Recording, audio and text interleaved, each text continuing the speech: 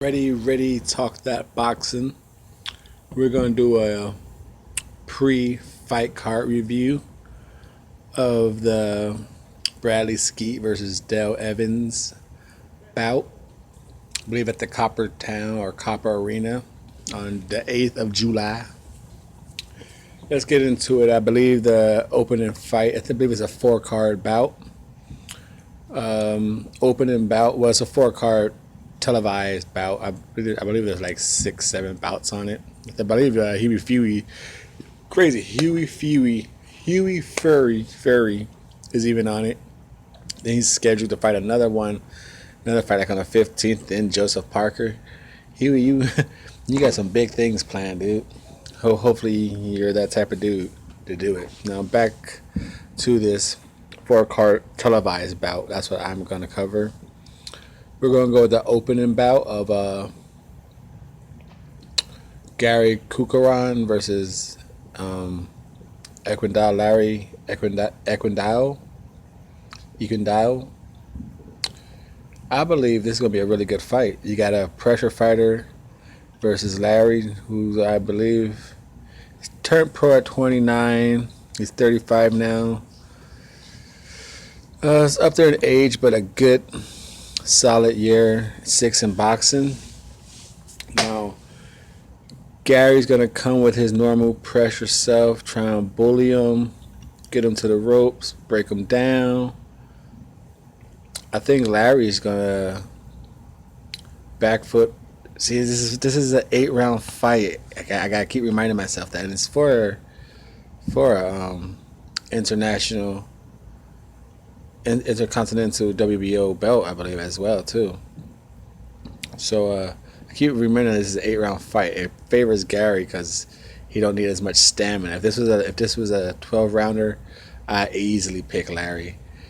But in the 8-round fight, it's gonna be a lot of pressure for Gary. He's gonna be able to use more energy.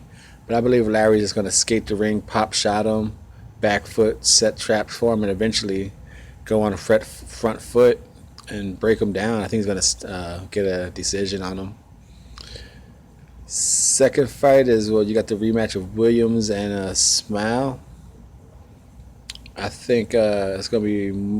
I think Smiles is gonna try a back foot fight him, and I think Williams is gonna do more of the same, pressure him. I think he's gonna come in more controlled, more accurate with his punches. I think he's going to jab more in, but ultimately I think he's going to just break the body down, do more pressure. I think at this time I think he's going to stop Smile. I think he's going to stop him around the 8th or 9th round. I think he's going to stop him.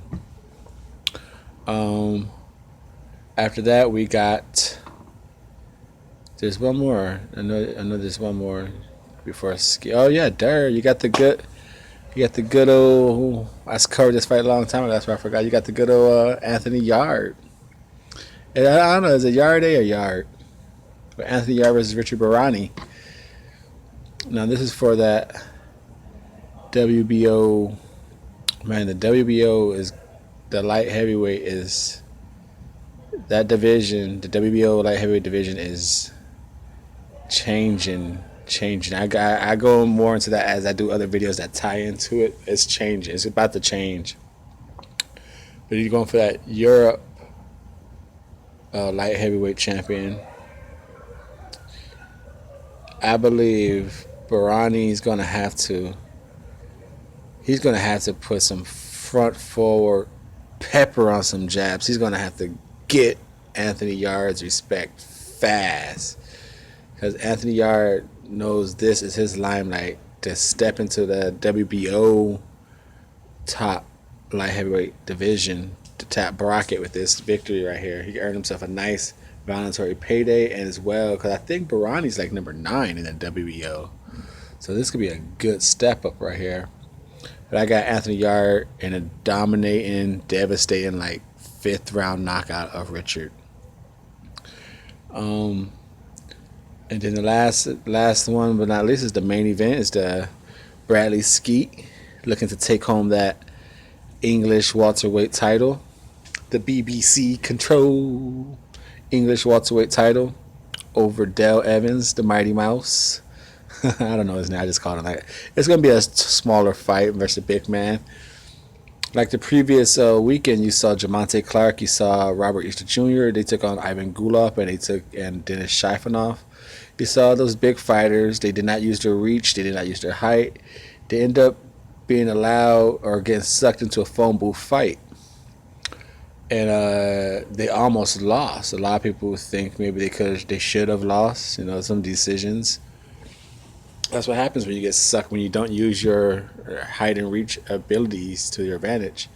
Now, I think this fight, Evans is going to have to do what Gulab and Shabanov did. Just pressure, get inside the distance, somehow break that reach down and break the body and do what headhunting you can. But what none of those smaller fighters did was use some ring generalship. If you saw over the weekend also, excuse me, if you saw past weekend, Jarrett on the Pacquiao Horn undercard, if you saw Jarrett Owens versus Michael Conlan, you saw Jarrett Owens was using a lot of movement those first 2 rounds. I gave Owens those first 2 rounds just because the way he was making Conley miss. Now, Evans is going to have to do that against Skeete after he gets in, score some points, exit on the angles, skate around the ring. But I think Skeete is going to just back foot him, set up some traps, use that strong 1-2 jab, combination with the body. Once he breaks him down to like 3-4 rounds, he's going to just front foot march, break him down with some heavier combinations, prove a point, take that title home. He's going to knock Evans out probably around, let's say 8 to 10 round knockout for Bradley Skeete. Take his career on next, because I think I had Pacquiao squeaking past Horn. I had him squeaking past Horn and making his next world stop to make some more money in England. And Bradley Skeete is ranked high in the WBO. He was next in line. So I think, well, now that it's a rematch, I think Skeete got that winner. That's RRT Boxing. Mr.A here. Ready. That's my pre-fight card review of the Bradley Skeete versus Dale Evans, July 8th. So once again, I got Equindao over Kokoran. I got Williams repeating, knocking out Smile. I got Yard knocking out Barani, and I got Skeete knocking out Evans. Wow, if this all goes down, there's a lot of knockouts in this fight, a lot of this card. But overall, the fights of the card, I give this card Evans and Skeete, I think, is a mismatch. So that's kind of a low one. Yard and Barani is kind of a low one. Williams, I think that's going to be a pretty decent fight again. And best fight on the card to me is the undercard, Larry and Gary. Overall, I get a pre-fight review. I give this card a 7. Let's see how it lives up. RRT Boxing. This is Mr.A. Pre-fight card review. Please subscribe. Thank you for your support. Watch the videos. Thumbs up. Share them. Leave a comment down below. What do you guys think of this card? Let me know. RRT Boxing. Mr.A out.